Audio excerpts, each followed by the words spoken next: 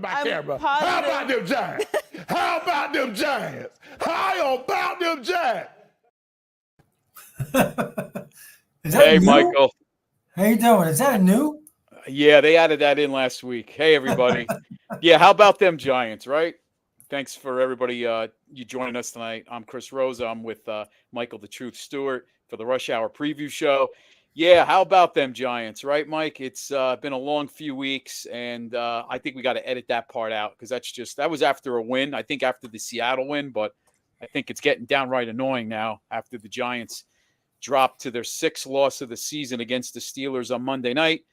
Yeah, the Giants cover that a little bit, post game that a little bit. Yeah, Giants go to 2-6, taking on the Commanders on Sunday at 1:00 at MetLife. The 6-2 Commanders. But before we get to that, we didn't, because of the Monday night show, we didn't really have a recap, so we're going to recap for a little bit here. Michael, your thoughts on Monday? Well, it was all tied up at 9 apiece, I believe, 9-9 at halftime. Teams couldn't, get in the red zone. They couldn't execute in the red zone. So, second half, it just seemed to me that the Steelers did pick it up a little more than the Giants. Had some questionable calls. We talked about that off air. And I think you're going to touch on that a little bit today about that referee group, the crew. It just, it is what it is with this Giants team. It seems like anytime something bad could happen or something's going to happen bad, it always seems to be aimed towards the Giants, whether it's a poor execution or I thought a non-call on the punter, punter. Yep. But like you said, the Giants are now 2-6, so we move on to the next team. That's it. Hey, everybody, that's filled and good summary right there, Mike. Daniel Berry Sports Highlights, Real Cold, welcome. Mark Thompson, welcome. Grand Desert 12, welcome. Yeah, man, I appreciate you guys chiming in tonight. I know we're kind of doing another show after Monday. We're turning around quick. Hey, it's Chris and Mikey. What happened Monday night? That's the question, right, Grand Desert? Baba Booey to you guys and your wonderful viewers. Yeah, all you guys are the best. Hey, Bill, welcome aboard, man. Always great having you on. So, Mike, just to, and everybody out there, getting to what you just mentioned about the punting situation, it got me thinking about the referee crews, the officiating crew. So I did a little research. Scott Novak was the head of a referee for that crew. Looking at their past 8 games, they've thrown a total on many occasions of over 10 penalties per game. They threw 10 in a Philadelphia game. They threw 15 Giants in Washington. They threw 19 penalties. If you remember this game, everybody, this was the Jet Minnesota game that was over in England, and it was a flag fest. That 9:30 Sunday morning game was an absolute flag fest, this same crew. Houston, Green Bay, 13 flags. And then the Pittsburgh Giant game, it was 16. But obviously, all the flags being thrown didn't matter because they did miss a very important one on the roughing the kicker. And if you see the video, there's 2 officials right in the back there. So not sure really what they're looking at. But, it's a shame. A bad team like the Giants, in terms of their record, they don't get breaks. And, they can't when they can't score, they can't overcome a missed call by an official or a bad call by an official. And that's the real truth of the matter is the Giants don't score points, and it's just an uphill battle when things like this go on. Right, Mike? Yeah. And let's be fair. Some of those penalties were warranted by the Giants, poor execution or not being disciplined. Like we saw on one big play, again, the lineman was downfield, that happened last week too. So it's like very frustrating when you watch it. You think that's something that they can figure out. Right? Correct me if I'm wrong, Chris.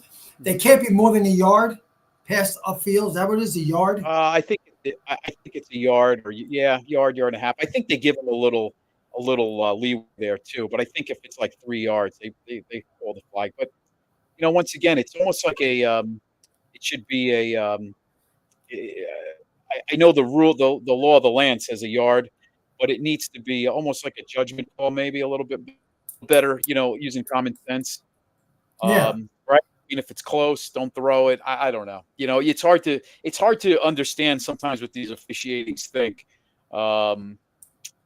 Hey, Jay, thanks for jumping in, man. Appreciate you stopping by, Jay Farries. But once again, guys, keep an eye on the officiating crew. This Scott Novak crew, when you hear that he's the lead referee or the referee for any games, you can probably expect a bunch of flags. So that'll be interesting going forward. I'm actually. How did you find that out, Chris? How did you track that down? I just went. I typed in on the internet who league NFL officiating crews penalties, and it came right up, and they have it up to the minute. So I'm going to actually follow this crew and see what they're moving forward, because it seems like Chris is on a mission, boys. Yeah, it's not going to matter, but I'm very curious. Well, getting to the game, they were 10 or more penalties. So yeah, let's get right to it. Yeah, the game for the Steelers. The Giants played. They had moments where they played well. Especially the guys that you expect to play well. Hats off to Tyrone Tracy. Mm-hmm. I mean, the guy had 145 yards rushing on. I think he only had 20 carries, right? Am I right? I believe it might have been 18. Yeah, it was. All right, he had like 7-something yards per 7.3. Yeah. And one of his runs got called back on a penalty, and he could have done, and it could have been better. I mean, the guy. Mike, hang on. So Jay, if that's true, I heard that when they ref last year, 90% of the home teams won. Wow. Boy, they really want to get out of Dodge, right? They want to get out of that stadium without any problems. Is that true? Let's figure this out. Let's figure it out. Let's see. You name the games that they ref in. We're gonna have to. Yeah, I got them in front of me. But we're gonna have to. We know Washington Giants. Washington won. Well, who won the Charger Vegas game? Charger Vegas. I don't remember. That's week 1. I don't know. Vegas was the away team, but Giants lost the second week, which was against Washington, and that was Washington was the home game. So there's one. New Orleans, Philadelphia. New Orleans beat Philly. Did New Orleans beat Philly? They did, right? Yeah. Yeah. New Orleans beat Philly because didn't they crush? No, that was Dallas. Yeah, that was Dallas, but I believe New Orleans won too as well. So it was they were the home team. Frisco and New England won that game. Wow, maybe there's some truth to this. Minnesota was the home team away over in England. Green Bay, Houston. I'm not sure who won that one. Green Bay, Houston. But yeah, this is very interesting. Cincinnati, Philly game. And then the Pittsburgh. Wow, they turned around the day after. Check that out. Is that interesting? This same crew and the Cincinnati Philly turned around, and then the Pittsburgh Giants game. So interesting. Okay. And the Cincy Philly game, they only threw 5 flags. So, okay. Wow. Whatever. But anyway, 16 flags were thrown, and they were all over the place, and wish we got the punting call. But anyway, whatever. Bad teams don't get the calls, I guess. Yeah. Interesting stuff, though, Jay. Thanks, man, for putting that out there. Wow. Yeah, I gotta say, if you look at if we break down the game, the final. If you take away the final 5 minutes of the game, and I know those are important 5 minutes of that game. I'm not dismissing Jones here. I'm not giving him a break, but for the most part, he did well. He played well, but you can't. I saw that with Eli Manning saying that he needed to bring that guy over, the tight end, to help block. Yeah, on the shift him over to Chip with Illuminor. Chip, right? Theo Johnson, right? Yep. Right, and that's something that a guy in his 6th, 7th year cannot make that mistake. You can't. That's a rookie mistake. You can't turn over the football. Right. He's got to feel the pressure of the pocket close in and get the hell out of there. And unfortunately, the interception, I think he overthrew the guy, right? Yeah, he did. Oh, yeah. So that's just poor concentration. Made a bad throw. Yep. Oh, by the way, real quick, Bill just put, there used to be a YouTube channel that called out all the worst referee calls of the week. The Budweiser. The Budweiser. All right. But he hasn't posted in forever. Anyone got any others? That's right. Yeah, anybody know? But it just got me also thinking, Mike, if that crew worked the Philly-Cincinnati game on Sunday, Right. do I really want them to work another game on Monday? They just were there for 10 hours, and now they're That's turning around doing a interesting. Monday That's night game. interesting. I didn't know they did that. I mean, they probably need a break, first of all, between travel and being there for 10, 12 hours or 10 hours. I don't know if I want them working a game the next day. That's wow. Okay. That's So the game was in Philly, in Cincinnati game? no, this was in Cincinnati. So according to this crew worked the Sunday afternoon game. That was the 1:00 game, Cincy and Philly, which makes a little sense. Cincinnati, Ohio is not far from Pittsburgh, but yet they're working. They're there for the whole day, the night before, and then they turn around and do another game back to back. Yeah, you would think that they don't want to call penalties, right? Just the human element of being sharp, right? A back-to-back game. Yeah. You know, I don't like that. Anyway, all right, enough with the refs. Yeah. But let's go. The Giants, they're passing, with the sacks that they gave up, and they only had 197 yards, and they did a good job, as I said, with Tracy. I love that kid, and we talked about him during the off season, how he's gonna. We talked about him last week. We thought he'd have a big game. Yeah, and he's really proven everybody. I'm sure a lot of guys on here like the way he played and were positive about him. But our guys are the Giants guys. We talked about him, and we were all positive about him. We really liked him. We thought he'd do a good job as a rookie, and he's exceeding what I thought. I didn't expect 145 yards from this kid. So he's doing a great job. Yeah. Great for a fifth round pick. I mean, that's where you build your roster, right? Everybody is those middle round picks is where you pick up, the depth of your roster, and you find a couple gems, and it looks apparent. It looks good right now that we may have found a gem in Tracy for years to come. And thankfully, and we'll do some injuries, but he's in concussion protocol. We all saw the head pop up off the turf a little bit there. So that was a little scary. He looked a little wobbly coming off the field. But according to today's report, he was with the trainers today on the side. So maybe he'll get through concussion protocol. But I guess we'll find out, tomorrow or Friday if he clears. Yeah. I think he can clear as late as Saturday, actually. So let's see what happens. Because the game was on Monday? Well, I think they give you to the day before the game. But it is a short week, so, he does lose the day.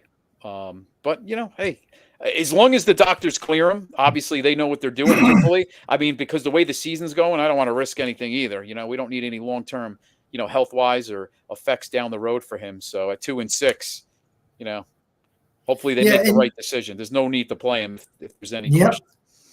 Yep. And if I had read you these stats before the game, saying that Slayton's going to have 108 yards through the air, receiving, and Neighbors are going to be typical Neighbors, 71 yards, and of course Tracy 145 yards. You would think the Giants had a good chance of winning this game. You really would, Yeah.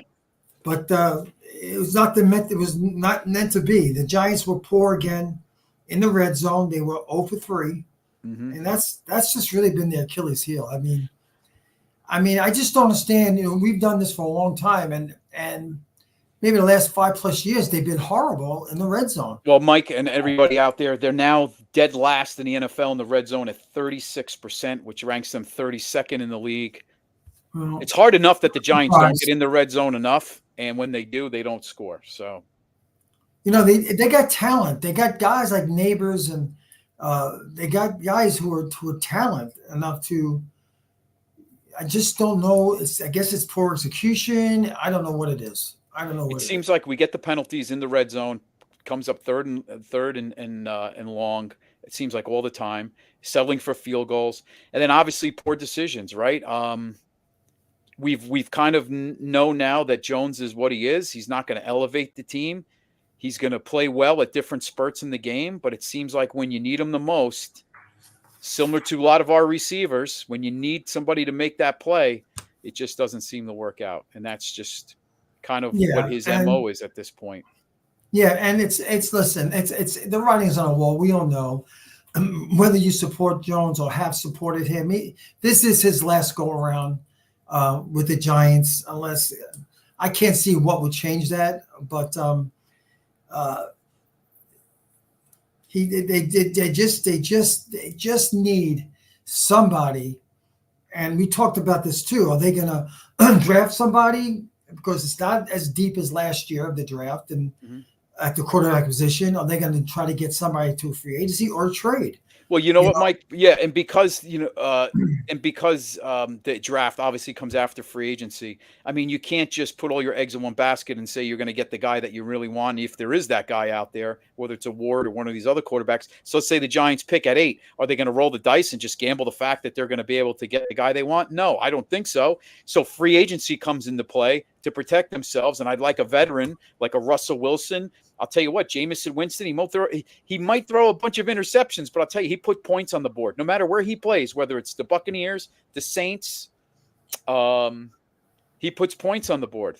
Well, he did help his cause by leading the Browns. Against a very good team. Yeah, Baltimore. I mean, he's a name to watch out, because I'll tell you what, Jameis Winston does put up points wherever he goes. And I think as Giant fans, man, we are so desperate to score touchdowns. I'd be open to Jameis Winston. Obviously Russell Wilson. I've always talked about that since going back to last year when they met with Dable on his way up to Pittsburgh. I always thought that was possibly a hint of maybe things to come a year from now, like a wink, wink. Hey, things, you got a 1-year deal. You come back, we'll work something out. Right. But I remember the time about trading for him when before he went to Denver.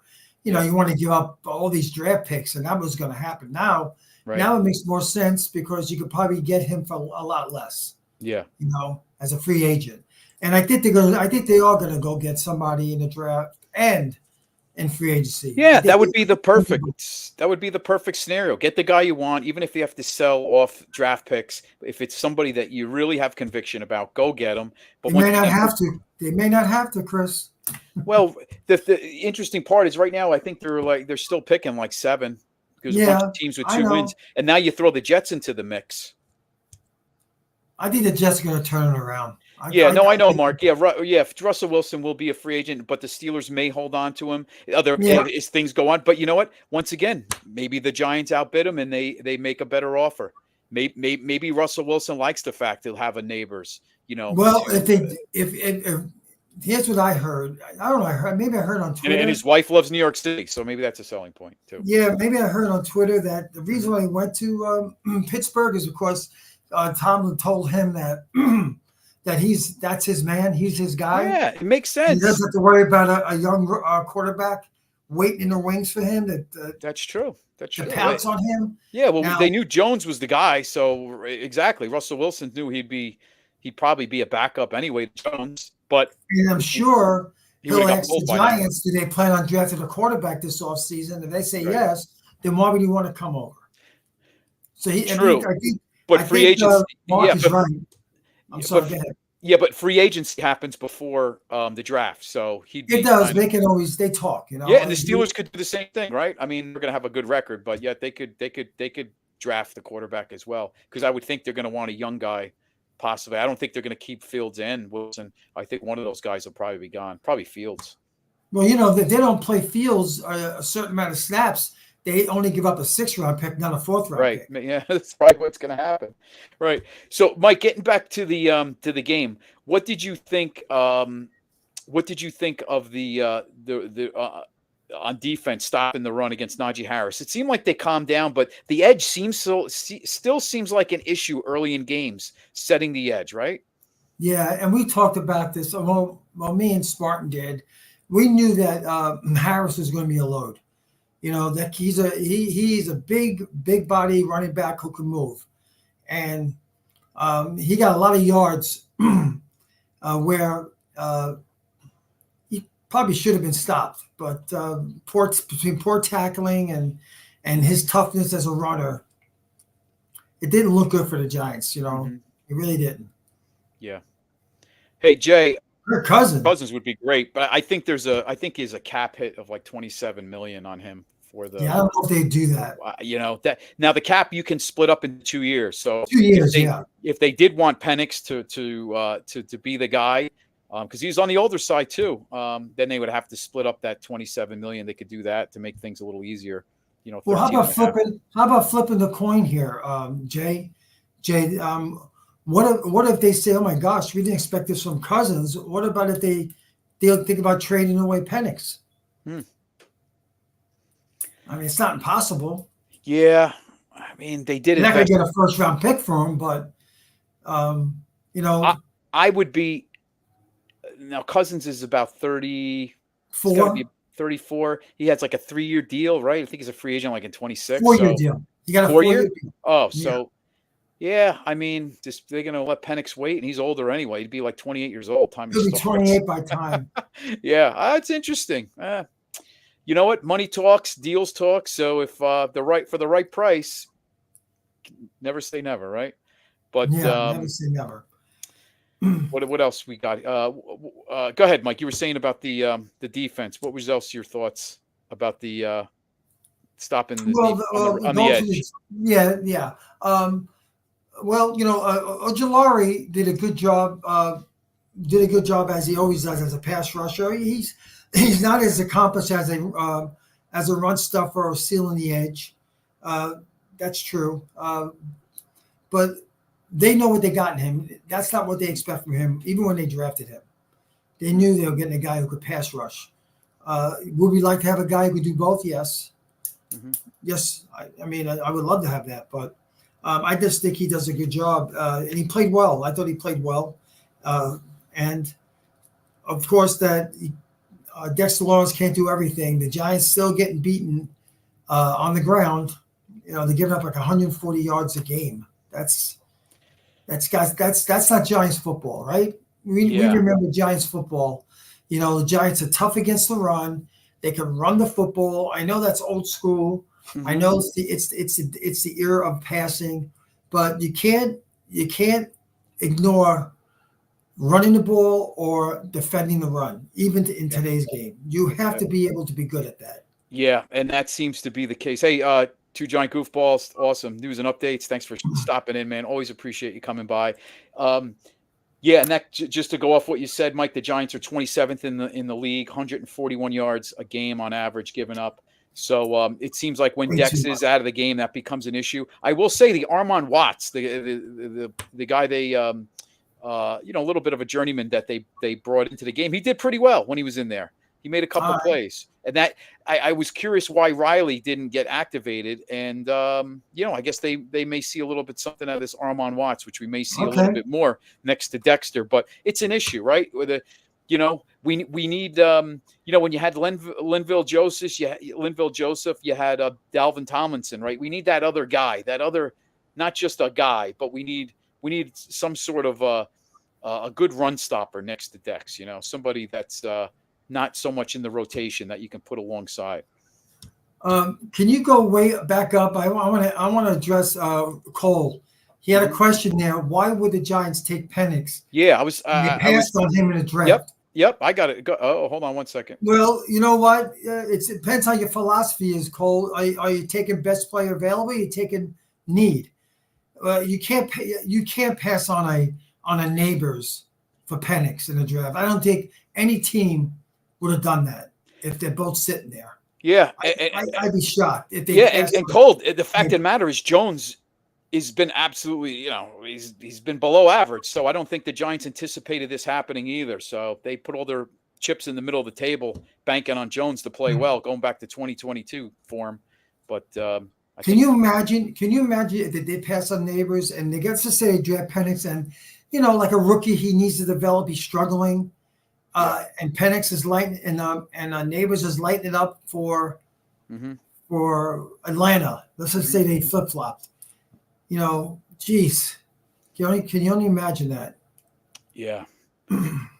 It seems like when the Giants draft and do different things, players on other teams do a better job of developing and how they play.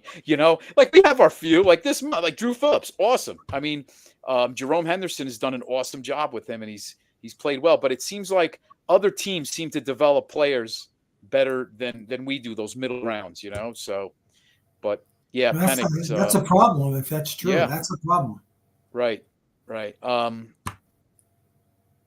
Well, I mean, I think we covered that. Enough.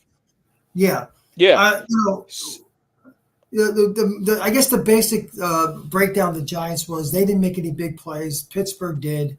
They got the punt return, and then Russell Wilson on a like a 50-yard bomb to, I believe, the guys was that Austin, or I think that was Austin.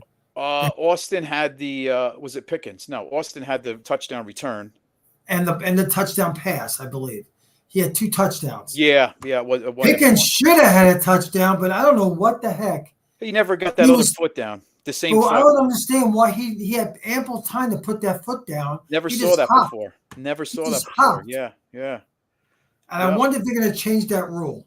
Yeah. You have to get feet have to be in bounds twice. It doesn't matter which foot. Yeah.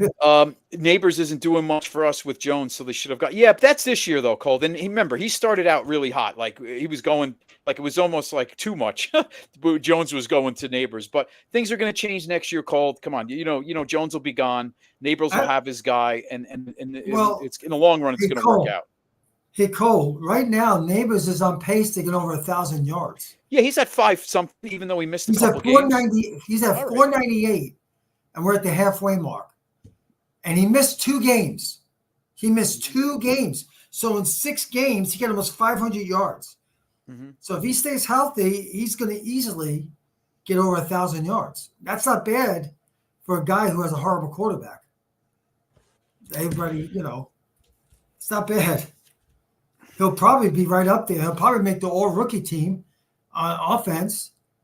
Oh, yeah, without a doubt. Yeah. For sure. I know that Harrison is picking it up. He's doing a good job for the Cardinals, but I don't know what else you guys want from Neighbors. He's doing a good job.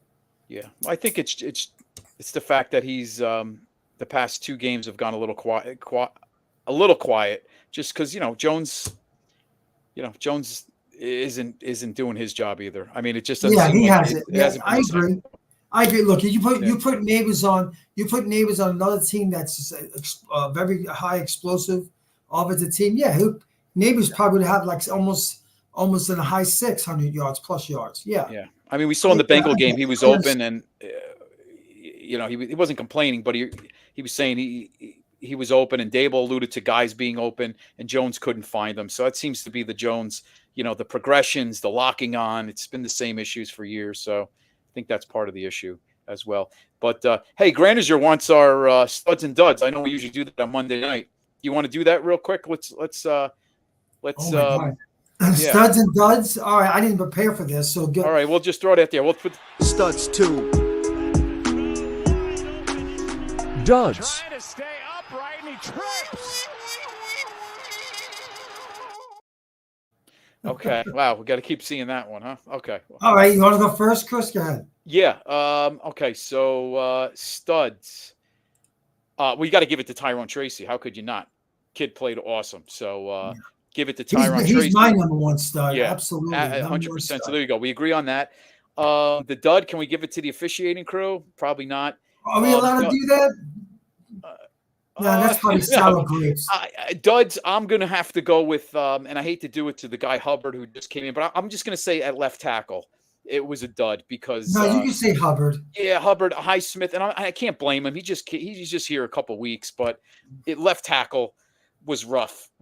He was getting abused by Highsmith on that side. So. Yeah, so there's your dud. Or excuse me, from Highsmith. That's right. Illuminor had Watt, but go ahead.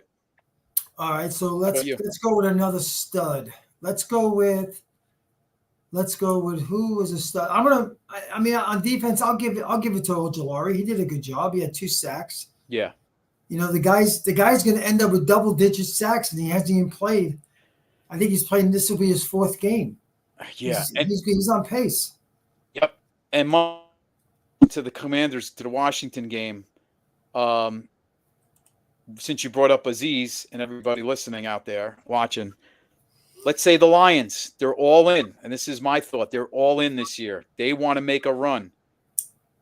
I would not be totally surprised if the Lions gave up a 2 Oh my or God. 3 for Ojulari to be all in and sign him to a new contract, because he only has a 1-year deal. Chris. He only has a 1-year deal.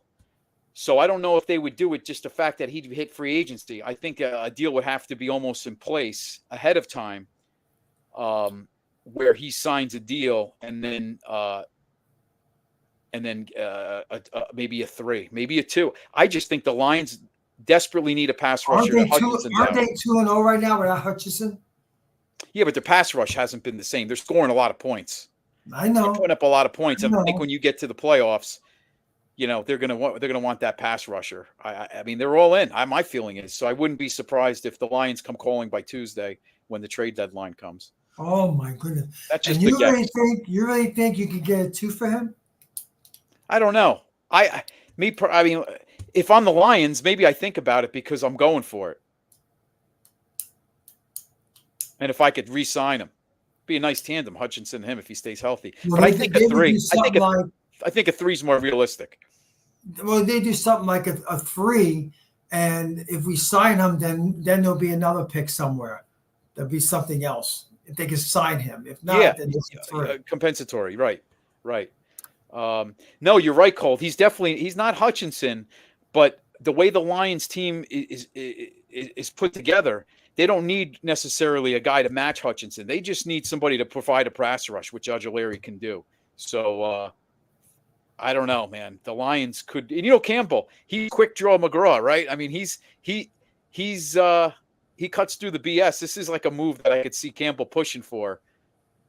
I got to be honest with you. In the right system, I think Ojulari, if they just get him to just go after the quarterback and stuff, I think you look at a guy who's going to have multiple years of double-digit in sacks. Yeah, the question is, will he stay healthy? Will he stay healthy? Yeah, with the Giants, that is right. And with the Giants cap right now, maybe they'd be at $25 million after the season. I don't know if they're going to be able to re-sign him. He's going to get probably, I would think, $8 to $10 million a year, just to guess, somewhere in that range.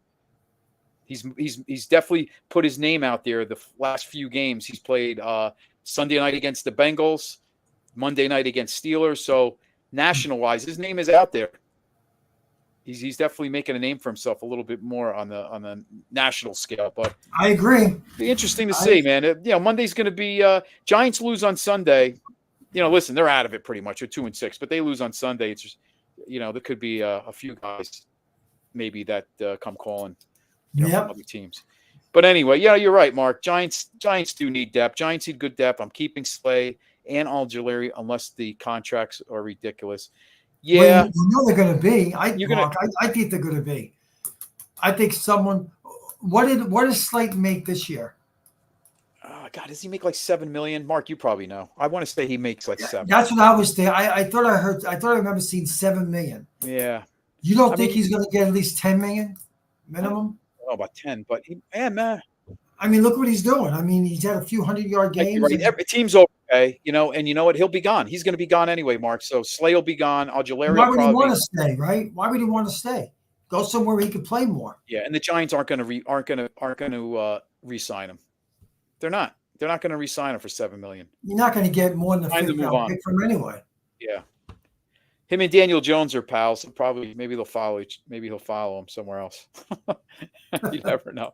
But anyway, let's move on to the Commanders game. Put the Steelers behind us. Where we got 30 minutes in already. So, Mike, let's get cranking. Let's get cranking. Go over some stats, game plan. First off, did you see? Obviously, we all saw the ending of the Chicago-Washington game, but Washington, although started out a little bit on fire with the running game and different things, they kind of fizzled there in the third quarter. Gave Chicago time to come back in the game.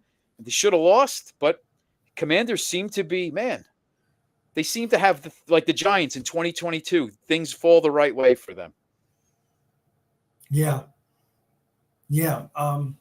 So let's go over them. Let's start with the Giants offense. Of course, Daniel Jones, he's got 1,700 yards right now, but there's no wins attached to his name. And that's the biggest thing fans want to see. They want to see wins.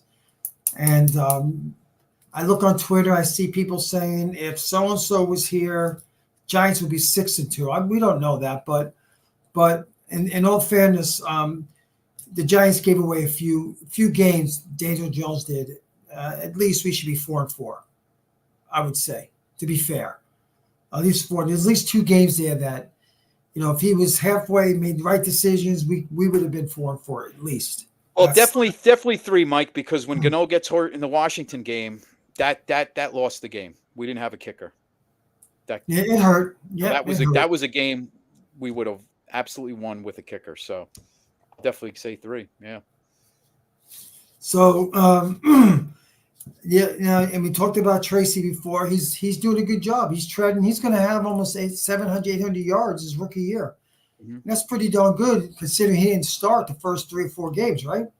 First 3 games in this? No, it was, it unfortunately takes an injury like Singletary. They were kind of giving a little more time to Tracy, but it became the Tracy show when Singletary had the groin. So, yeah. Yep. And I have no problem with them sharing the halfbacks duties, especially he's a rookie. Don't kill the kid, I kind of like the changing them a little bit, but I definitely want to see Tracy get more snaps than Singletary.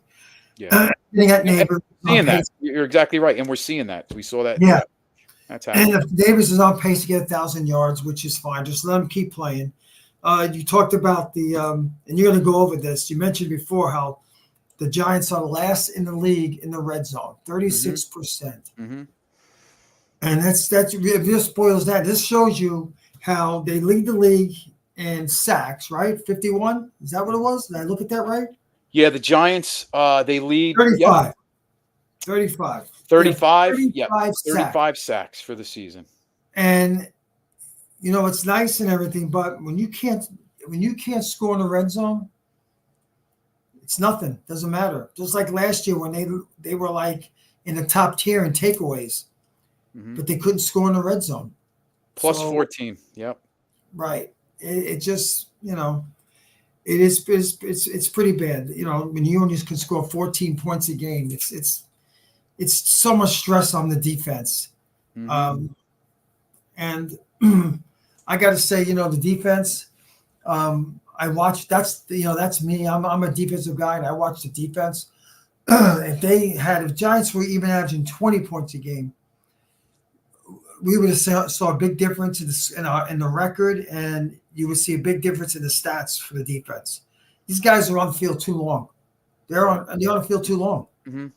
It's very difficult to do that, and you can't do that if you play against Washington with that with that jackrabbit running around the backfield, Daniels. Yeah. I raved about him last year during the draft, and he's shown everybody. I'm not surprised, but he showed everybody how good he is, and he's going to be better, and he's going to get better. Yeah.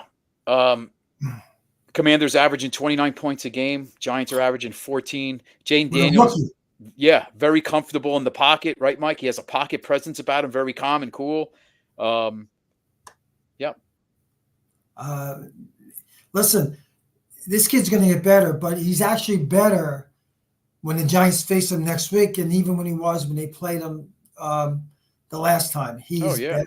Mm-hmm. Mm-hmm. So they're going to have to – I don't know what they're going to do. And we'll talk about the keys. Mm-hmm. We talked about, the old traditional, what the Giants used to do against Randall Cunningham. They used to put a spy on him. I think Lawrence Taylor was that spy a lot. They used to put a spy on him. And you got to do something with him. You can't just let him get out of the pocket and run, because it is going to be a long day. I mean, that team averages 160-plus yards a game rushing. Right? And it's not only Robinson doing it. 165, yep. Right. It's not just Robinson, although he always has good games against his division rivals. He always does, that guy. Yeah. I'm going to sound professional, Mike. Lane integrity, right? Keep the lanes and keep him in the pocket, right? They got to be able to keep him in because if he gets outside, we've seen it so many times, right? And let's do a flavor, and I think Shane Bowen's done a pretty decent job. When it's 3rd and 15, please don't go to man. please go to zone, because if he goes to man, Jaden Daniels is going to run. Right, Mike? We've seen it with Geno Smith, and we saw it with Joe Burrow. 3rd and 12, 3rd and 15, Giants are in man both times, and it becomes a 50-yard touchdown, 60-yard touchdown by Burrow, and then a 40-yard run by Geno. So let's not be in man on those 3rd and 12s, 3rd and 15s. Let's stay to zone. Backs are turned, guys getting big chunks of yards. Yeah, you got Joe Burrows running 46 yards down the field. Yeah. I mean, oh my gosh. So that's the fear with Daniels, right? Yeah, you can't do that. You can't do that with him. They're a good team. They got good weapons. They got like I said, Robinson. They have the other kid, McLaren. He's on his pace. He's on pace to get almost 1,200 yards. People don't talk about that wide receiver, but he's a quality wide receiver. On the defensive side with the Giants, of course, we're always going to start with Dexter Lawrence. I think he's got what's he got? 9 sacks now, Chris? He's got 9. I believe he had one the other night, so it's 9. Yeah, he's got 9 or 10, right? Something like that. Yeah.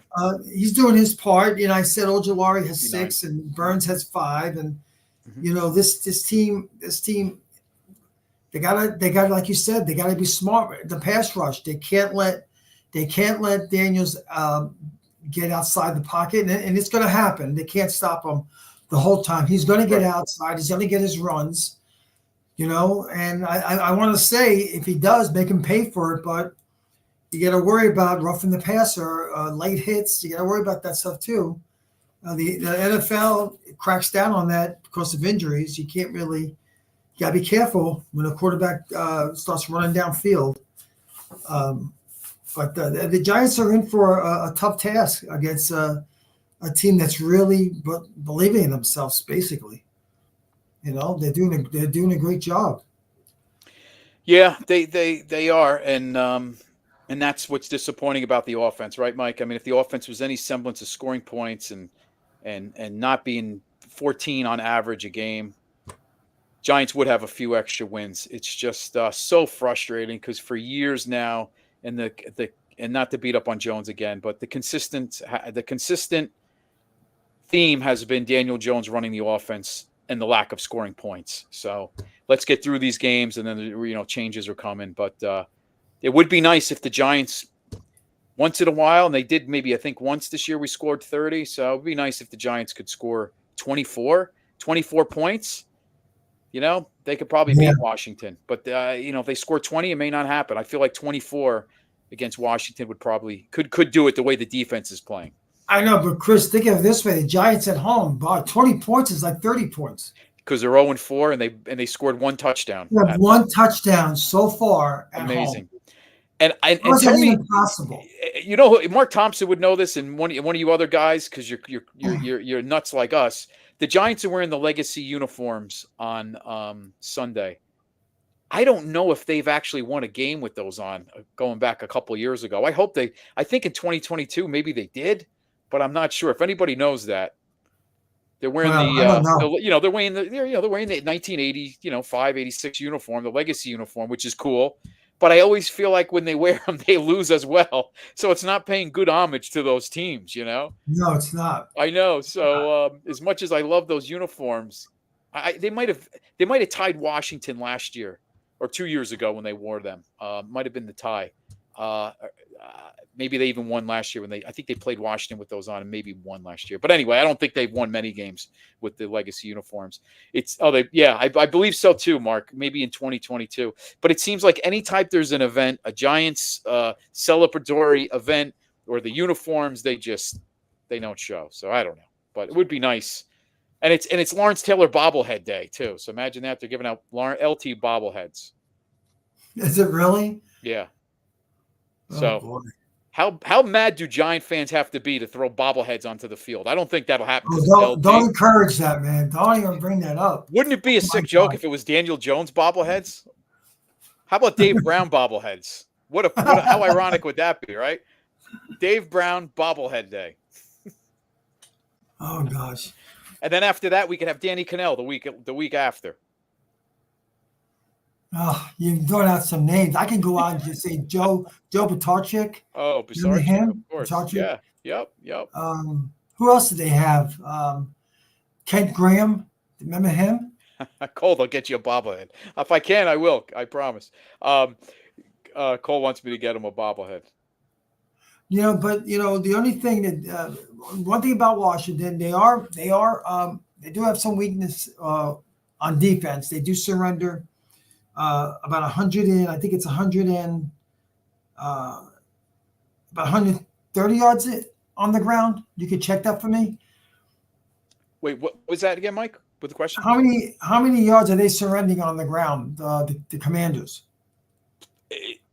They're not. Yeah, they're doing they're not doing a great job. So this plays right into Tracy if he plays in the run game. 139 yards. Yeah. It could be one of those games where both teams are moving the ball. You don't want to get in a slugfest kind of with them because that'll be totally Washington's favor. There's a lot of things very cliche when we get to the top plays. When we get to that soon, we're going to be doing that soon. I got 5 actually for each team, but we can probably throw in 7. Yeah. Because there's some things we're going to talk about that I didn't even mention in here that the Giants have to do or Washington needs to do if they're going to win this game. So, do you want to start with that? We're getting close. Yeah, we have time. Do you want to do? What do you want to do? The keys? Is that what you're saying? Yeah. Or you want me to do some stats? All right.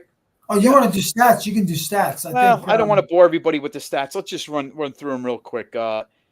Just some of the important ones. The Giants on offense, they're at 24 rushing yards per game at 108. They obviously improved last week. I think they were right around 100 before last week. Commanders 165. They're at 3. So Brian Robinson, Jaden Daniels on the ground, definitely a concern for the Giants. You brought this up, Mike. The red zone is an issue. Giants are dead last at 36%. Commanders 51% at 24. Third down conversions, terrible. Giants are at 34%, 25. Commanders 46%, number 4. So Hey, Chris, let me jump in real quick. Yeah. And think about the Commanders right now, the red zone, they're at 51.4%. And that's even when they were over 7 against the Giants. Yeah. Just think how they've been since they played the Giants, how good they've been in the red zone. Absolutely. They're definitely growing and improving, and chemistry is forming on that team. Turnovers. Giants 10 turnovers on offense, giveaways. Commanders 3. Check that out. Only 3 turnovers for the season for the Commanders. They're +4. Wow. Only giving up the ball. Ball security, big reason why they're 6-2 as well. With a rookie quarterback, too. With a rookie quarterback and not making mistakes. Big difference right there. So moving over to the defense, Giants are at 14, giving up 21 points a game. Commanders right there to close by at 20 points. So very similar there, points per game given up. Yards per game, Giants are giving up 331 a game, 17 in the league. Commanders 326, 13 in the league. Passing yards very similar, 189, 186. 189 is Giants, 186 is Commanders, 8 and 6 in the league for them. Rushing yards, they kind of mirror each other. Giants on defense, both teams, like you said, Mike, having a hard time stopping the run. Giants are giving up 141 yards a game, 27th. And that goes along with getting decks that help in the middle and not setting the edge on the outside. Now, the Giants did a better job against the Steelers as the game went on. They started to play a little bit of that over D and set that edge, but it definitely in the beginning, man, they were getting gashed. The Commanders give it up 139 yards a game. What else? Takeaways. Giants have 7. Commanders have 7. Sacks. 35 for the Giants, number 1. Commanders at 20. At 6, giving up or sacks. They've had 21 sacks, so pretty. Not too far off there. But I think when it comes down to it, Mike, we look at the red zone, the third down conversions, and the turnover differential, and both teams not been able to stop the run. Yep, and also for the Giants, if we talk about the keys, we talked about this a couple of times. Time of possession, they gotta have some sustainable drives, the Giants. Yeah. They really do. You can't put the ball in the Washington's hands and let them have the most when it comes to time of possession. Be somewhere in the 30 to 35. You got to keep them under 30 easily. Yeah. You really have to. And you just mentioned turnovers. Giants got to get turnovers. They got to create turnovers. They need to create turnovers. You cannot go punch for punch with Washington and expect to come out ahead. That's not going to happen.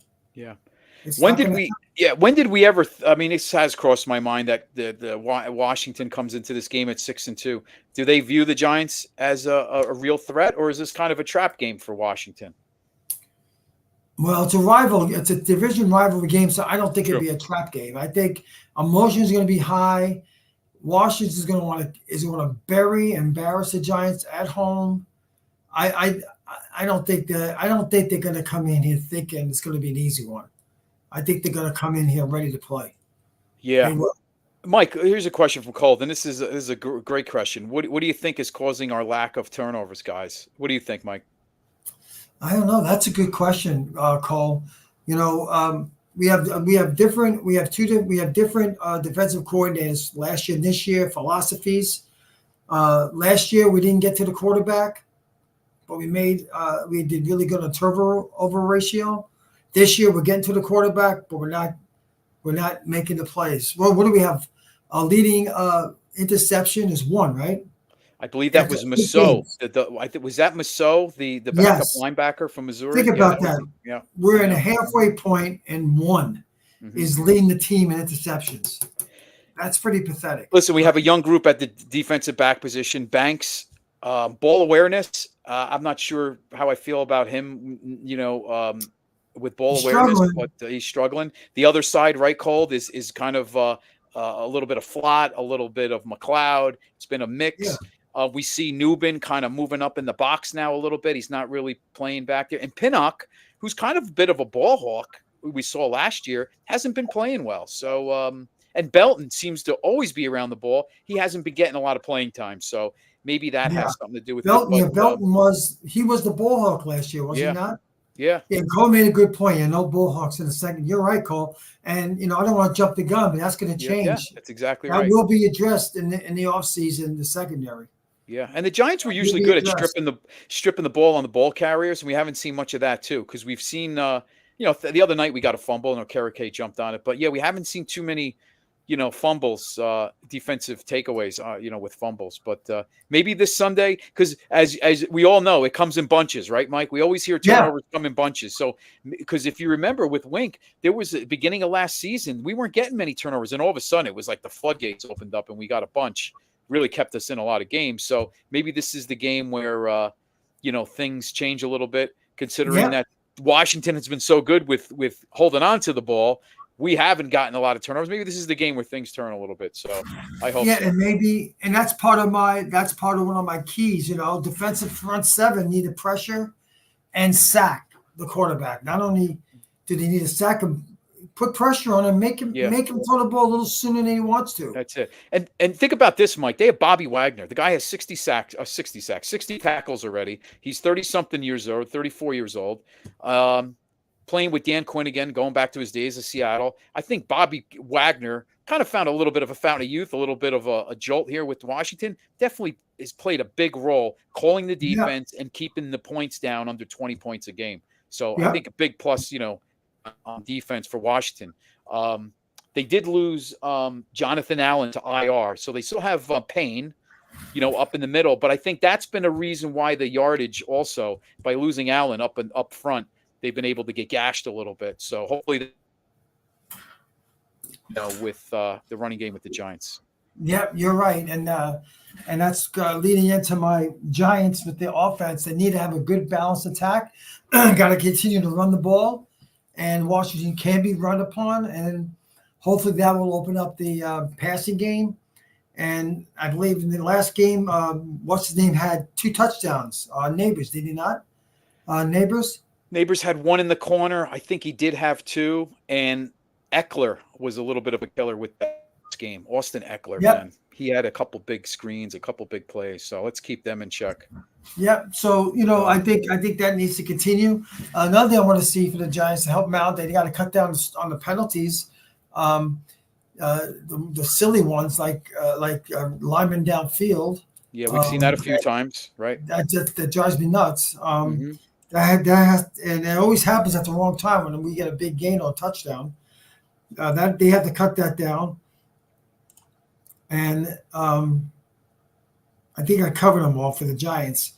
With the Commanders, you got to start with Daniels. The guy's a dual threat. He can hurt you with your arm or with his legs. Mm-hmm. And like I said earlier, he's gotten better since the last time we faced him. So they're going to be in for a tough one with him. You're not going to stop the kid, but they need to minimize it. Minimize his big plays. Like I said, force him into mistakes, and because he is human, he's going to make mistakes when you're a rookie.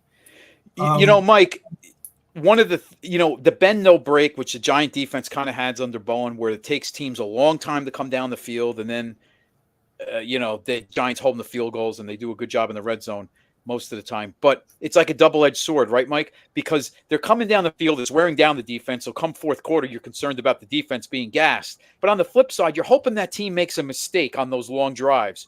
So just going by the way the pattern has been with the Giants defense, probably expect drives to be sustained coming down the field, and then the Giants doing a good job in the red zone on the other side of the 50. But maybe that will aid the Giants to get some turnovers on Sunday, where having the Washington, obviously more plays, a longer drive, maybe they're more susceptible then to a turnover. But yep, I agree with that. And we talked about the Giants running game. Washington, their lack of run stuffing ability, they got to do a better job. If they do that, again, put the ball in Daniel's hands.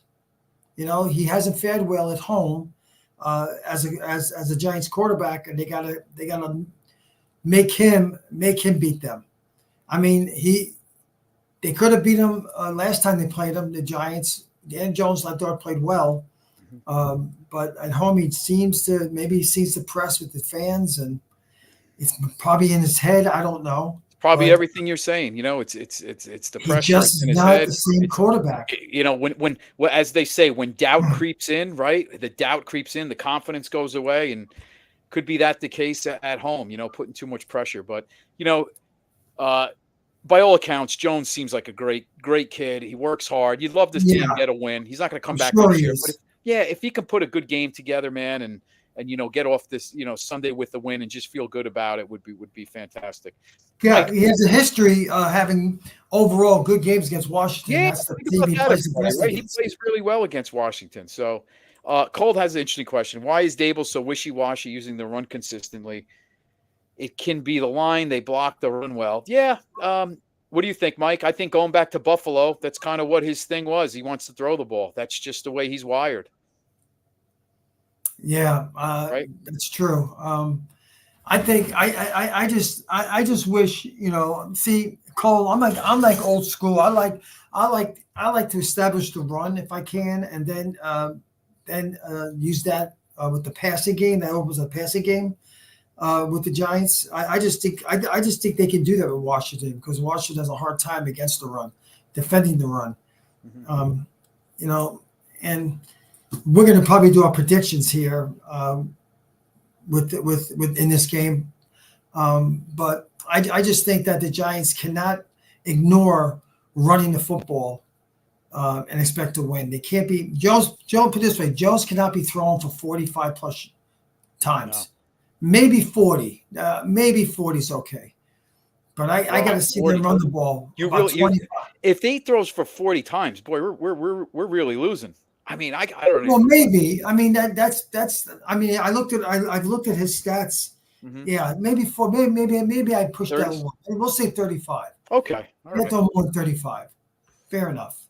Yeah, but the way the NFL is, right, Mike? It's just it's become obviously we know it's a passing league, but the pass to set up the run, right, Cole? That seems to be what we always hear. And but I will say, I'm the opposite. Yeah, but I will say, Mike, we've seen the past year. And I go back to Kansas City during the Patrick Mahomes when they had Tyreek Hill and they were putting up all these points, it became such a passing league and everybody fouled, even with Josh Allen. But now that we see the Chiefs not scoring a lot of points, but they're still winning, I feel like the league is kind of moving towards a little more of a running style. It's becoming a little more balanced as of late, I feel like, the past year or so. I don't feel like it's as much of a passing league as it was maybe 2 years ago. Do you feel that way, Mike, that it's the running game is becoming a little more important, and maybe even the running back position is becoming a little bit more important now that you see Derrick Henry changing teams, you see Barkley changing, and things are working out better for the, for those guys, that maybe it's not running back by committee as much as it was. Yeah. I will say this, though, at least the last few times the Redskins won the Super Bowl, not the Redskins, I'm sorry, the Chiefs, their running back, Pacquiao, he played a very big part. Oh, yeah. In both of those wins. So they did move the ball on the ground, and it did help establish the passing game. Mm-hmm. So you can't negate it. Even though I think it's a passing league, you can't negate the run. Right.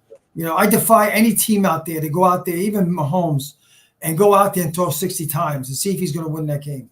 And that's what makes you rip your hair out about, the Giants, because the Jones isn't that guy. He's not the guy you want throwing 40 times a game because he's going to make mistakes.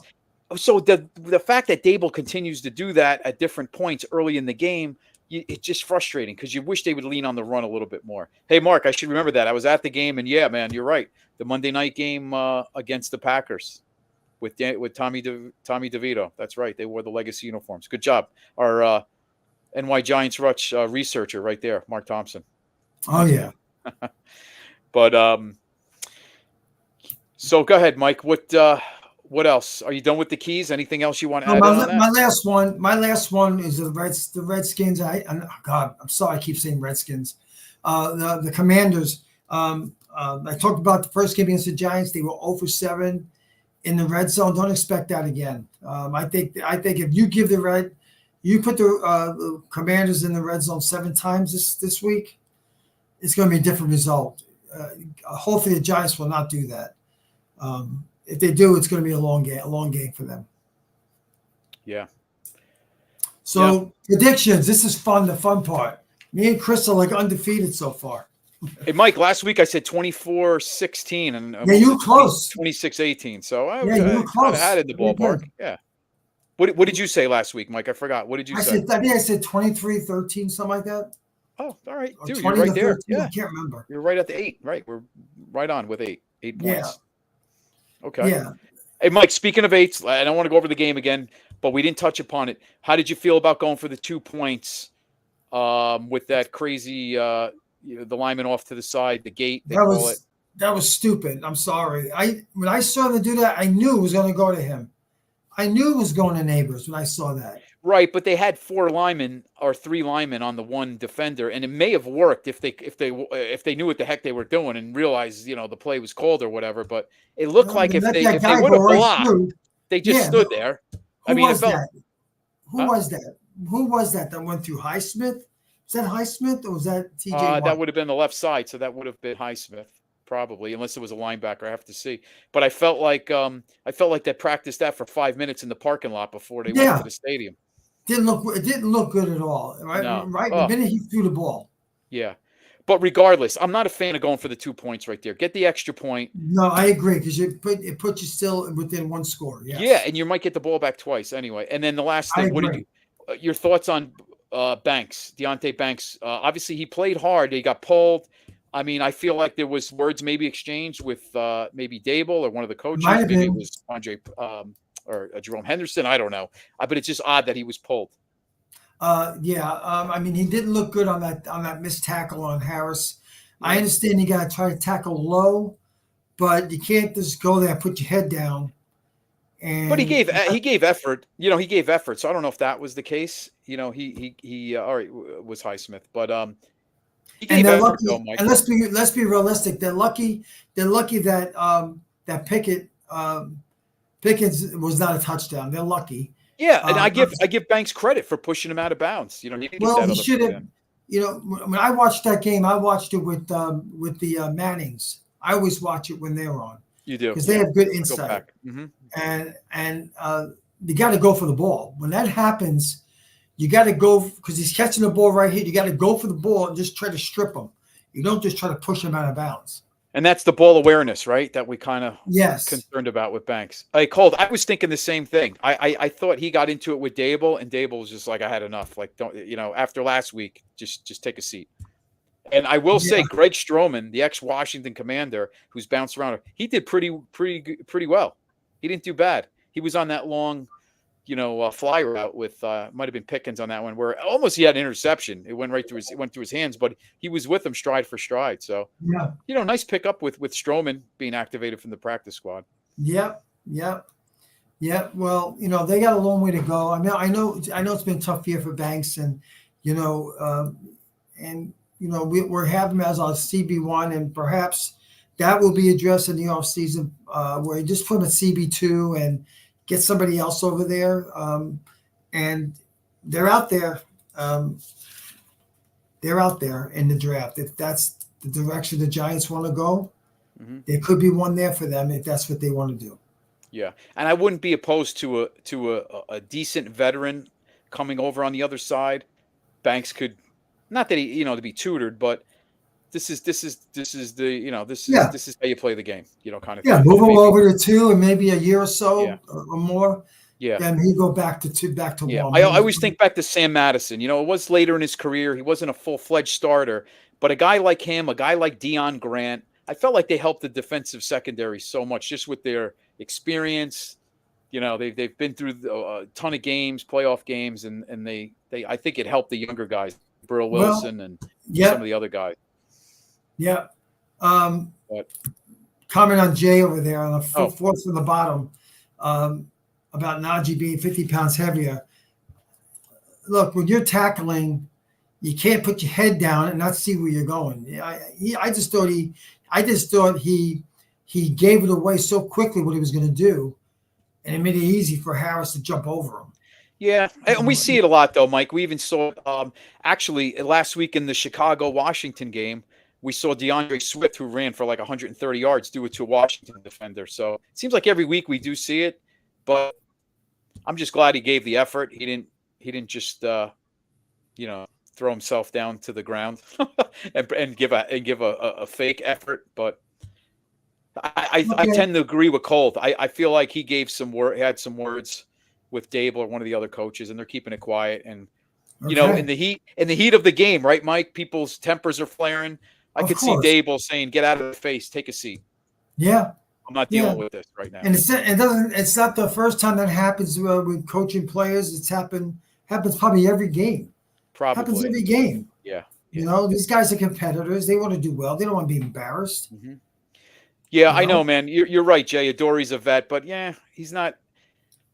He's hurt, right? He's hurt, and he came in later in the season, and he did play with Banks last year. You're right with that. But I would think more of a full, a vet more or less, not on the tail end of his career. Maybe a vet out there that still has some left in the tank.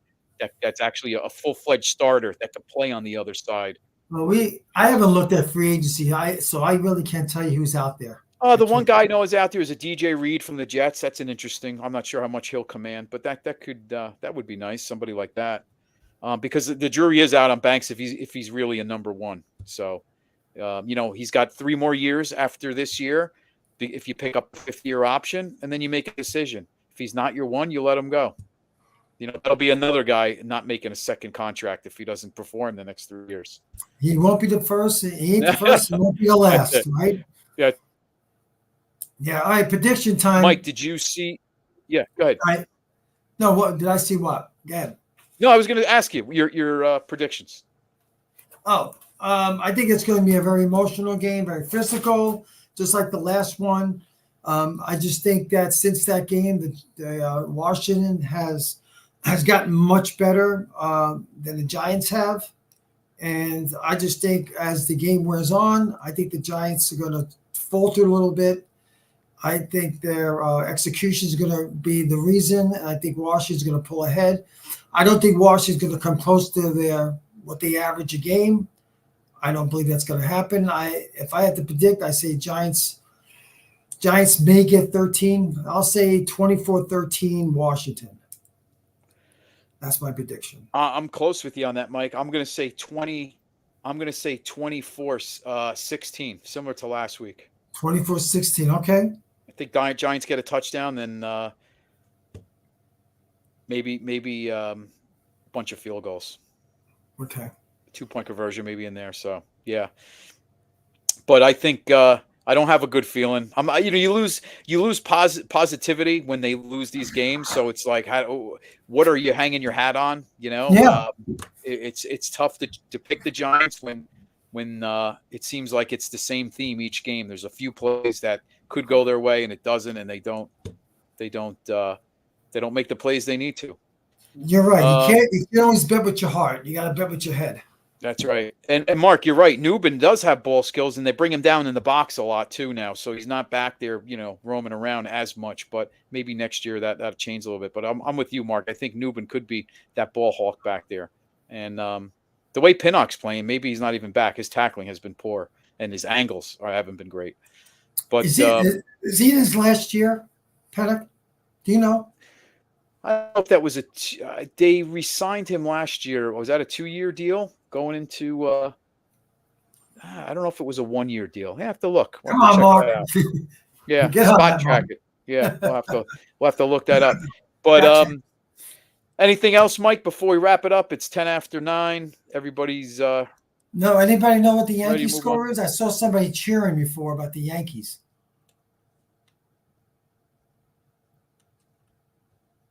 Oh, it's 5-0 Yankees in the top of the 4th.